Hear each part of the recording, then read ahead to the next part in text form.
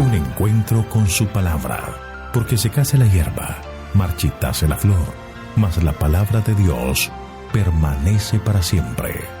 Con ustedes, el doctor José Ricardo Arias Quintero.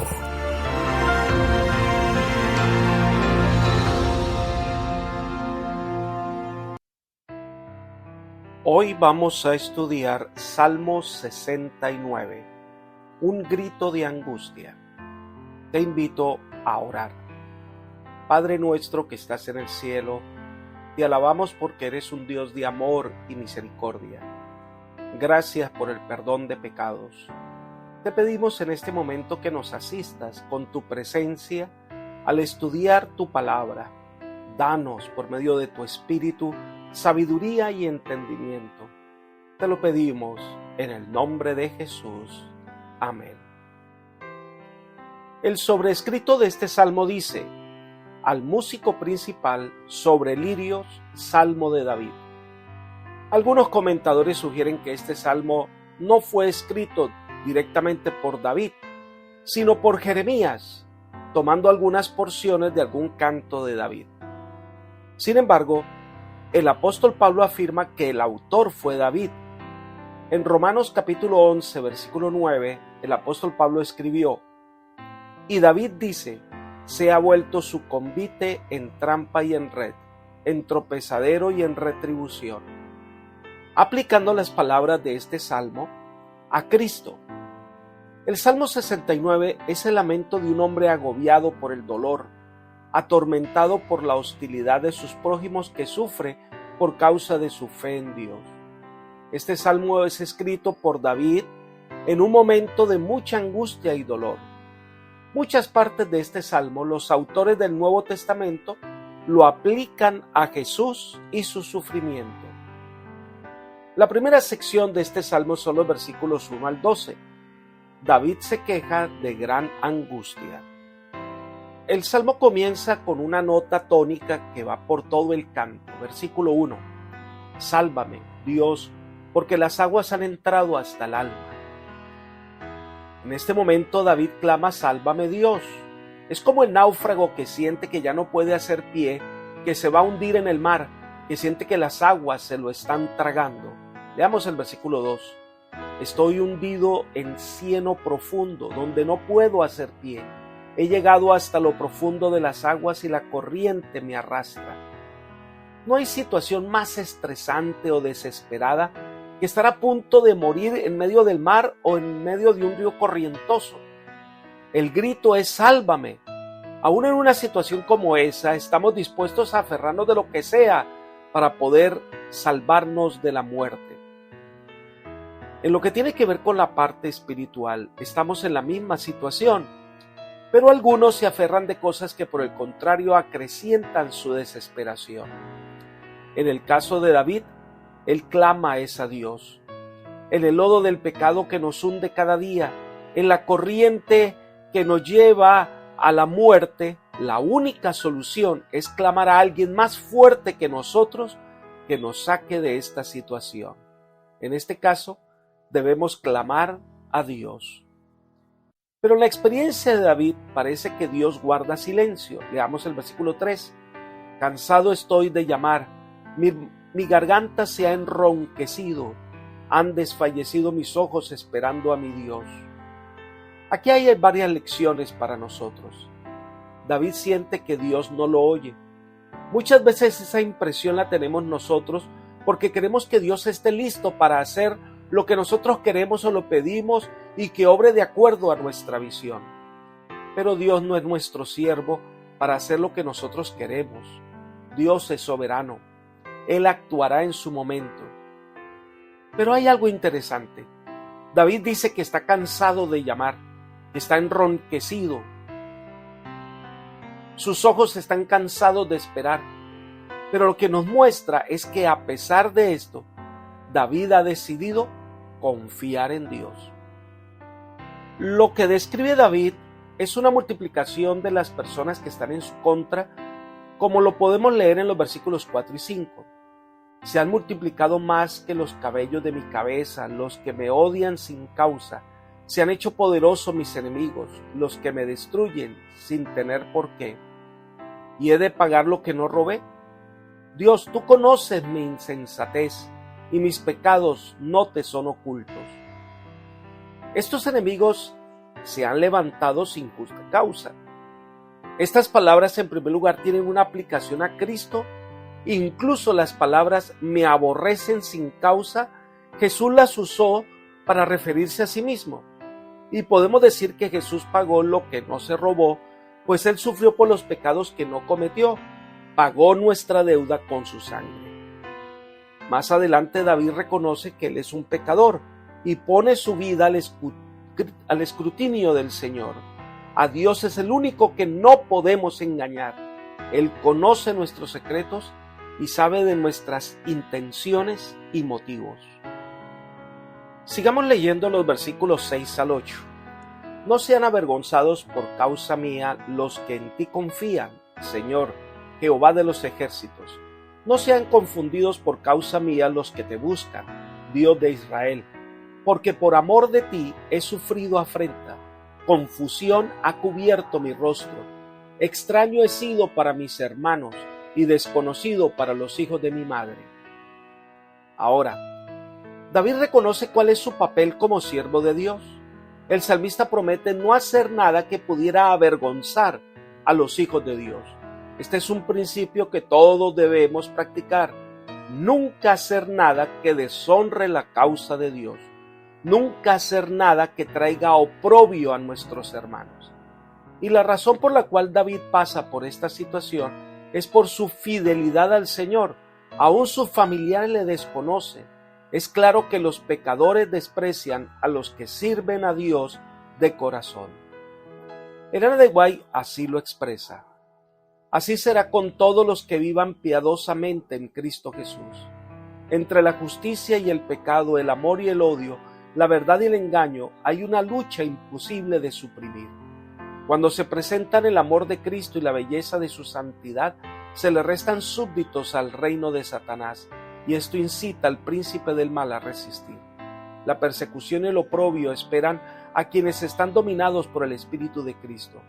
El carácter de la persecución cambia con el transcurso del tiempo, pero el principio o espíritu fundamental es el mismo que dio muerte a los elegidos de Dios desde los días de Abel.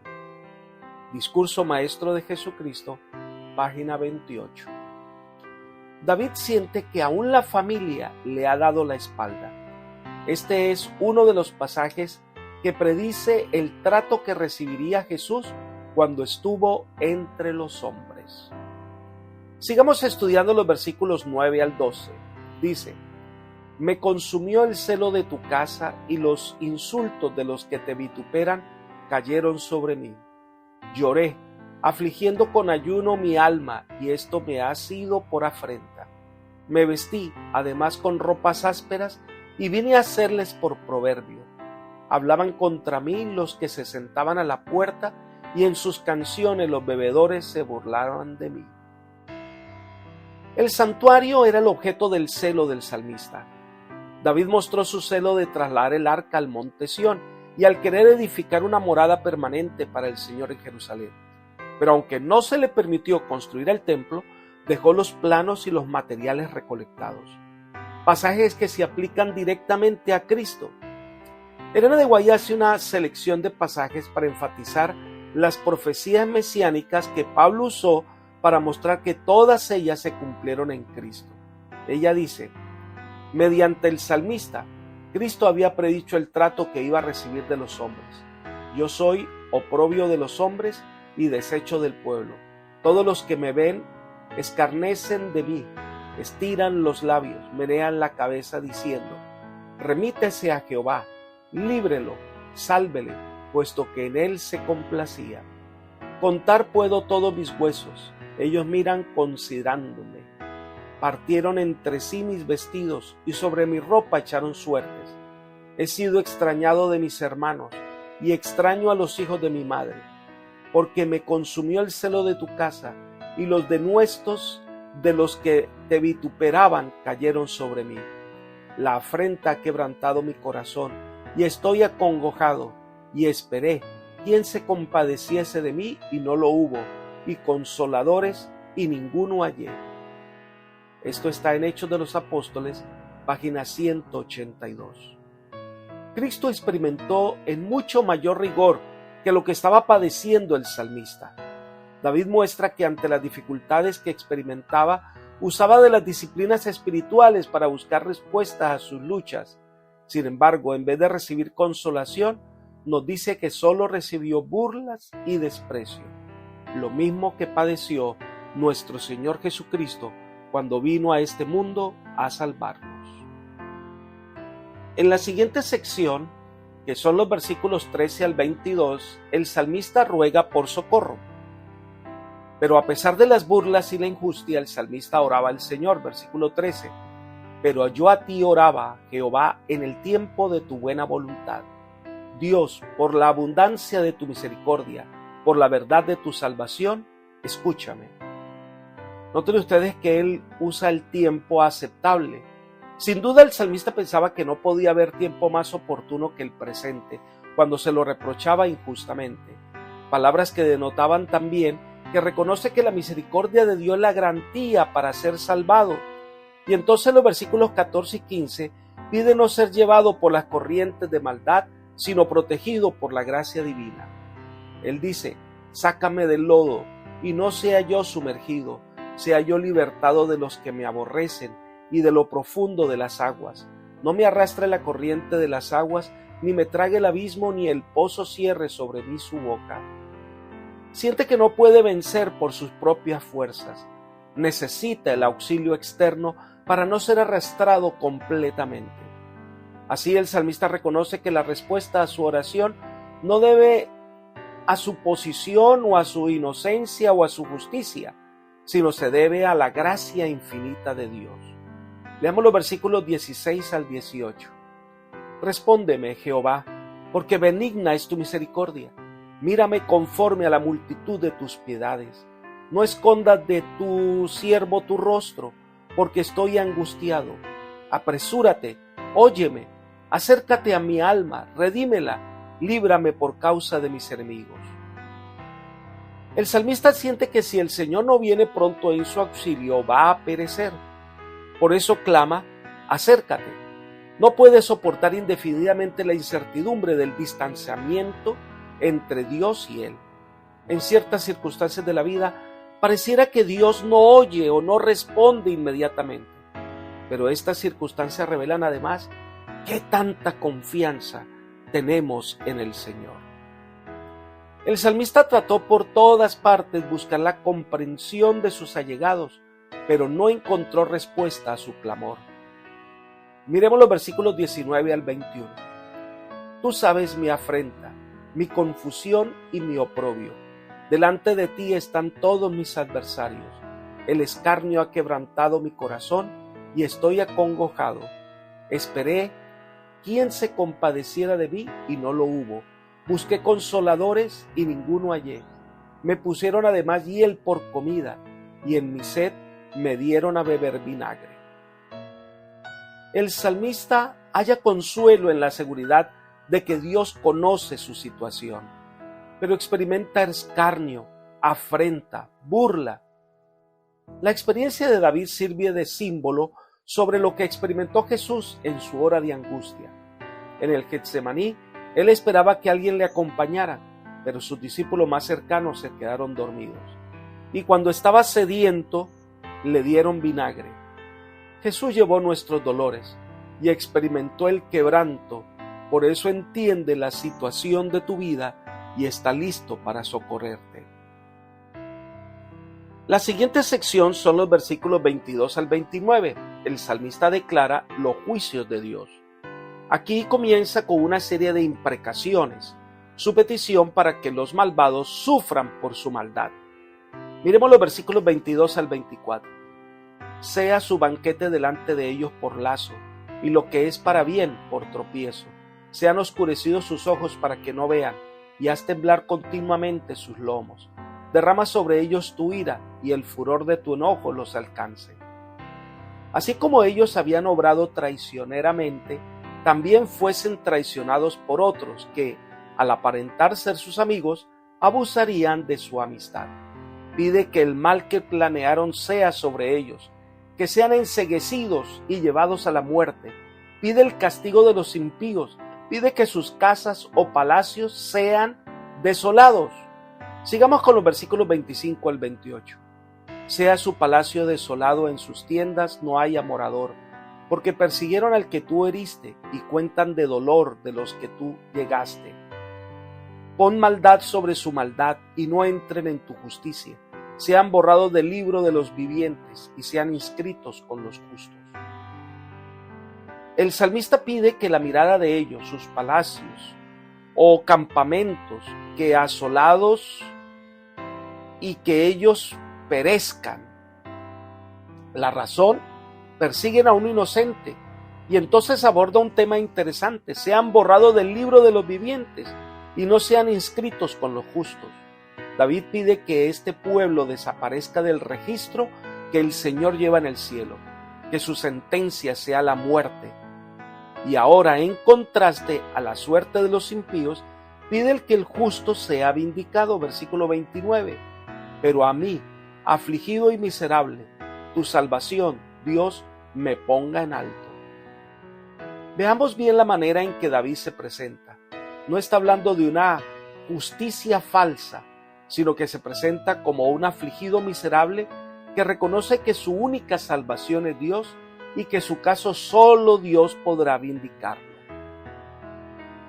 Entonces el Salmo 69 concluye con votos de gratitud y expresiones de esperanza y alabanza, que es la sección que va del versículo 30 hasta el 36. Una adoración sincera que brota de un corazón que reconoce su verdadera posición y sabe que solo Dios es quien le da valor. Veamos los versículos 30 y 31. Alabaré con cánticos el nombre de Dios, lo exaltaré con alabanza, y agradará a Jehová más que sacrificio de buey o becerro que tiene cuernos y pezuñas. A Dios le agrada la adoración sincera de sus hijos, más que la multitud de sacrificios hechos solo por cumplir con una ceremonia.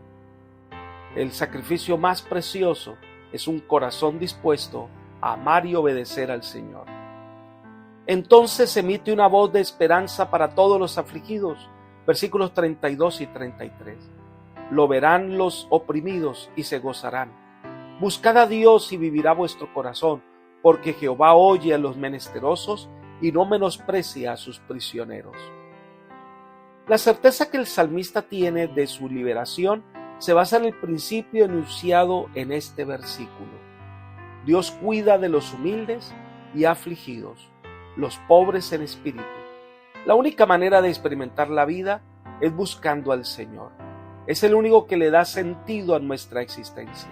Solo cuando estamos afligidos y vemos la mano del Señor guiando, esa experiencia particular hace que nuestra alabanza y adoración tenga un sabor diferente.